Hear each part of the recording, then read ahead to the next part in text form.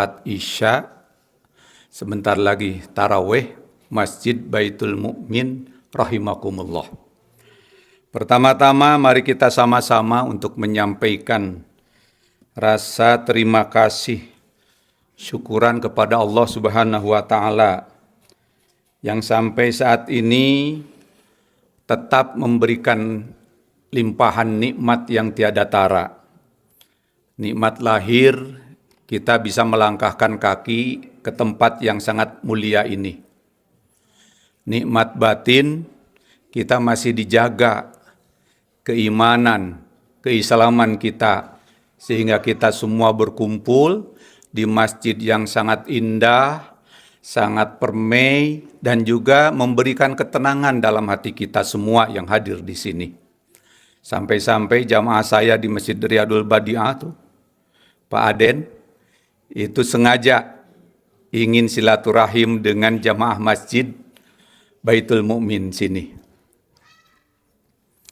Salawat beserta salam kita haturkan kepada Kangjeng Nabi Muhammad sallallahu alaihi wasallam, keluarga, sahabat, tabi'in, dan juga kita semua berharap semoga kelak di yaumil jaza kita mendapatkan syafaatul uzma. Amin.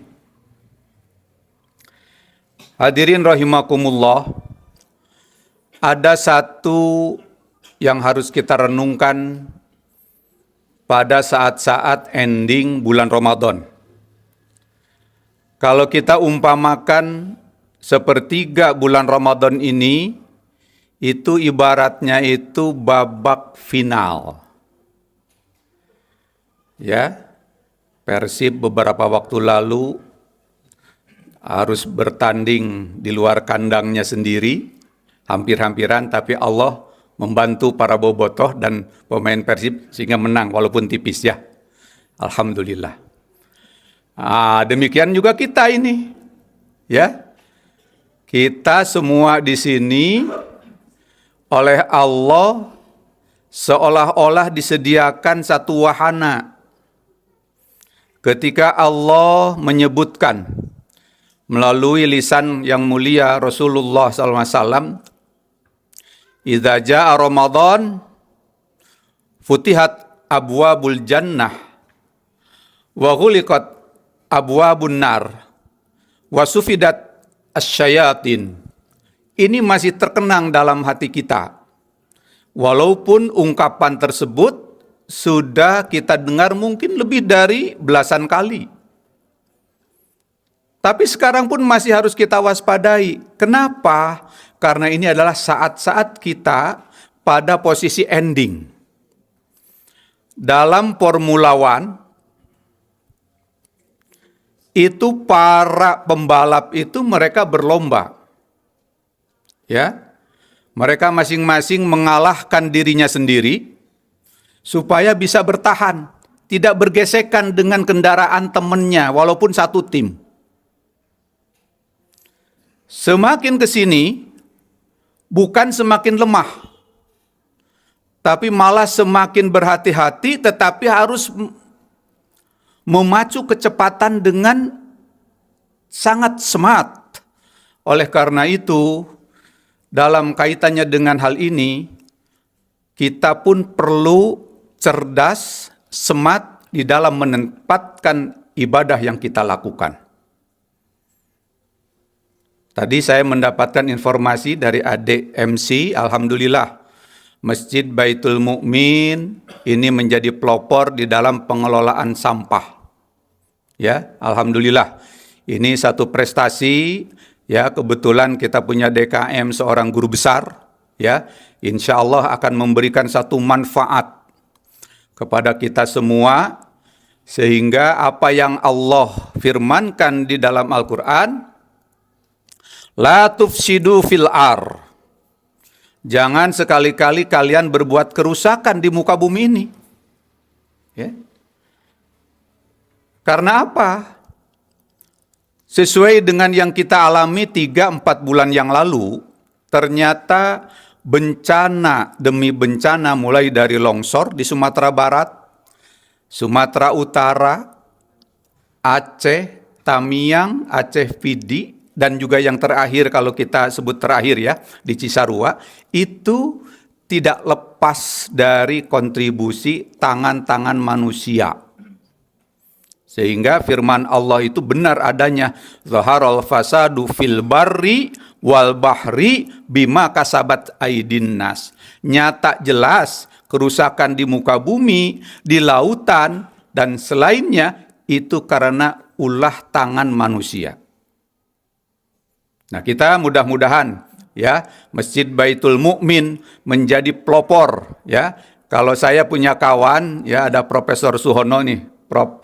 Jadi alhamdulillah beliau itu pelopornya dari Smart City.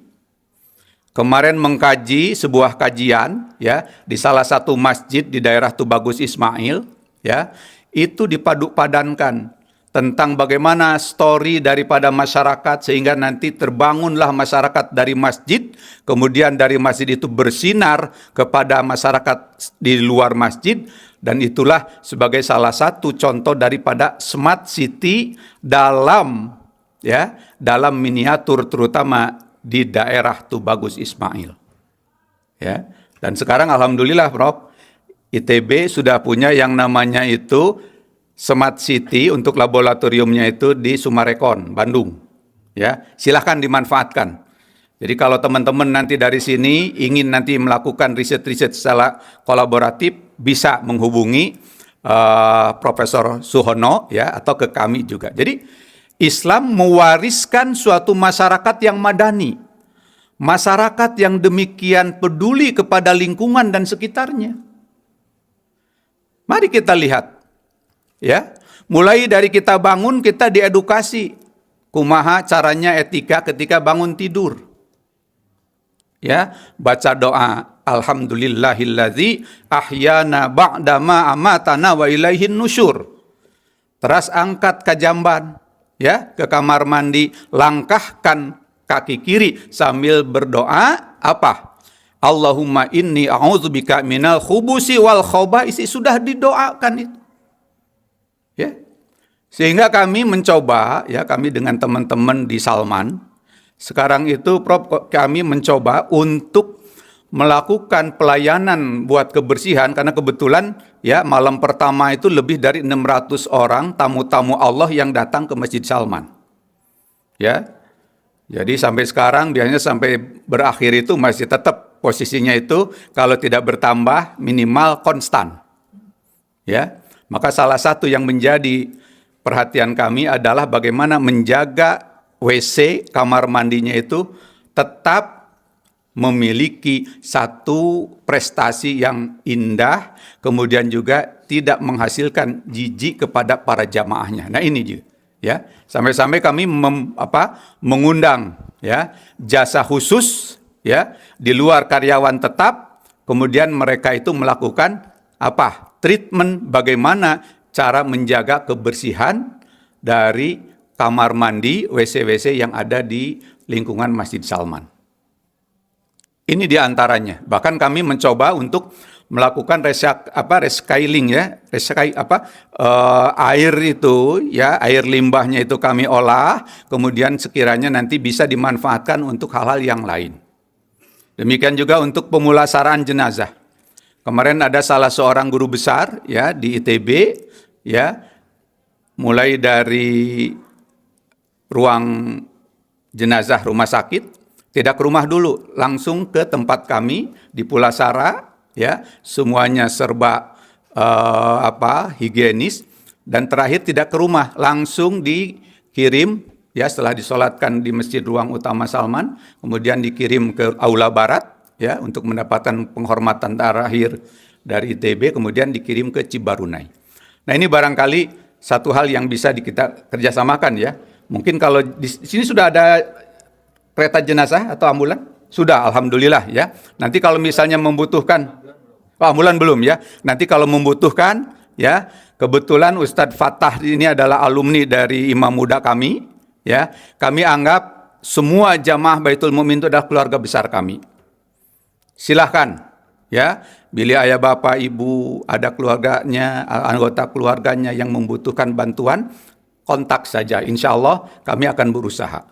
Ya, Ini untuk menjaga. Kenapa? Tidak cukup kita hanya sendiri, ya. Makanya kata Kangjeng Nabi, al-jama'atu rahmah. Perlu kolaborasi. Hadirin rahimakumullah. Dan kebetulan sekarang ya kita memasuki sepertiga akhir di bulan Ramadan, di mana Allah lebih memberikan satu edukasi kepada kita tentang penekanan ya nilai-nilai ibadah yang memberikan pahala yang berlipat ganda, yaitu apa yang disebut dengan kita malam qadar ya. Ini dalilnya sudah kita hafal semua, ada diungkapkan dalam surat Al-Qadar, ayat ke-1 sampai dengan ayat ke-5. Ya. Nah, ini kita kita ungkap bagaimana pendapat dari Profesor Muhammad Sayyid At-Tantawi, salah seorang guru besar dari Azhar University, ya. Beliau menyampaikan begini teorinya. Ada dua teori tentang Lailatul Qadar. Pertama, Al-Quran diturunkan dari Lauhul Mahfud ya, ke langit dunia. Jadi Lauhul Mahfud kemudian ke langit dunia, ini termasuk hal-hal yang sifatnya itu metafisik. Ya. Jangan dibayangkan oleh pikiran kita, langit Lauhul Mahfud ke langit dunia itu begini, enggak. Ya, biarkan saja. Ya. Untuk sementara ini belum ada penjelasan lebih rinci lagi. Kemudian yang kedua, ya, teori yang kedua, Rasulullah SAW menerima wahyu pertama itu berupa ayat Al-Alaq ayat 1 sampai dengan 5. Ya, ini perlu kita catat. Maknanya apa? Ayat 1 sampai dengan 5 itu seperti sudah saya jelaskan beberapa waktu lalu sebelum Ramadan, tentang membangun generasi literasi, generasi muda yang cinta Quran dan cinta ilmu. Iqra bismi rabbikal ladzi khalaq. Secara etimologis, arti dari ayat itu, Iqra, bacalah oleh Anda semua. Kalau dulu, Iqra, baca Muhammad. Kalau sekarang boleh turunnya itu kepada baca Ustadz Fattah, baca Ustadz Yedi, dan semuanya, gitu kan, atau kita semua, bismi rabbikal ladzi khalaq, dengan menyebut nama Allah yang menciptakan. Apa ini artinya? Ini artinya memberikan kita edukasi bahwa nilai-nilai tauhidullah merupakan landasan dari nilai pedagogis kita. Ya.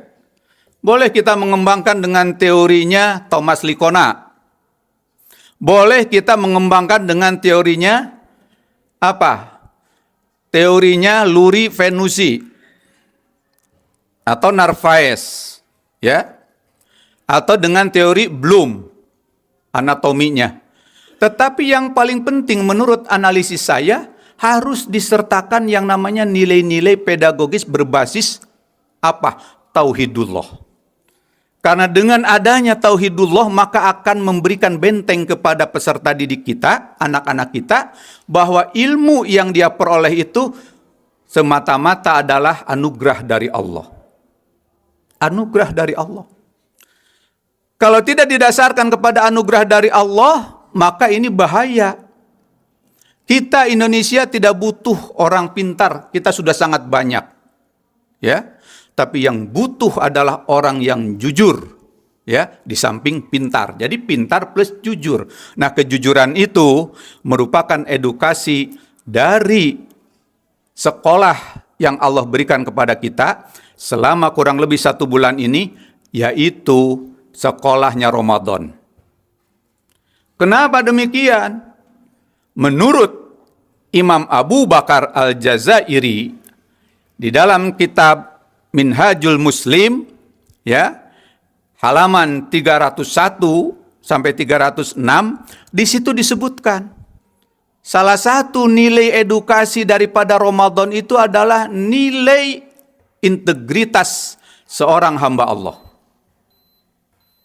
Jadi kita betul-betul melihat bahwa puasa ini memberikan ajaran kepada kita untuk lebih introspeksi bahwa kita selalu diawasi oleh Allah, ya, ada makanan, ada minuman, ini halal, tapi ketika kita puasa wayahna ditunda dulu. Istri di rumah halal, di siang hari wayahnya jangan diapa-apain. Ya, itu. Tapi begitu adzan maghrib, maka silahkan. Mau minum berapa botol? Ya, mau makan berapa? Ya, dan sebagainya. Hadirin rahimakumullah, maka kita perlu mencatat sisa waktu kedatangan dari bulan Ramadan sebagai tamu agung kita, supaya kita tidak lepas, ya, dari berkah yang Allah janjikan. Man qoma Ramadan imanan wahtisaban ghufira lahu ma taqaddama min dzambi. Maka perlu saya berikan solusinya. Yang pertama, tetap tingkatkan kualitas dan kuantitas ibadah kita. Ya, seperti itu. Atlet, ya, yang di dalam trek berlomba itu mereka lebih hati-hati dan mereka harus memacu kendaraannya lebih hebat lagi, tapi lebih hati-hati. Yang kedua, perbanyak ibadah-ibadah yang sifatnya itu, ya, misalnya berbagi kepada saudara kita, ya, infak sodakoh. Dan satu, jangan lupa, selesaikan dulu sodakoh yang wajib, yang namanya zakat fitrah. Dan di sini Baitul Mukmin, saya percaya sudah sangat baik, ya, dimanage dengan sebaik mungkin tentang pengaturan zakat fitrah. Yang ketiga, hadirin rahimakumullah, tingkatkan pemahaman kita terhadap ayat suci Al-Quran. Ya, bukan hanya membaca, tingkatkan kemudian kita menggali nilai-nilai substantif daripada ayat Al-Quran. Setelah itu kita coba amalkan. Setelah diamalkan kita coba dakwahkan, minimal dengan teman kita. Ya, cek orang Antapani daerah sini macana mimiti batur sakasur, ya, ayo orang netepan sasarengan gitu kan, ya. Setelah itu batur sadapur, ya, anak-anak kita ajak juga, ya. Setelah itu kita ajak batur salembur, ya, wilayah RT di sini kita ajak bareng, dan seterusnya sampai kepada batur sagubernuran.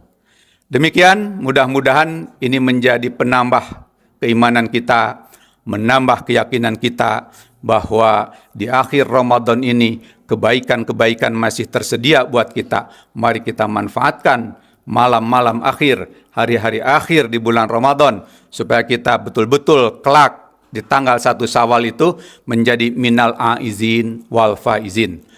Walafu minkum. Wassalamualaikum warahmatullahi wabarakatuh.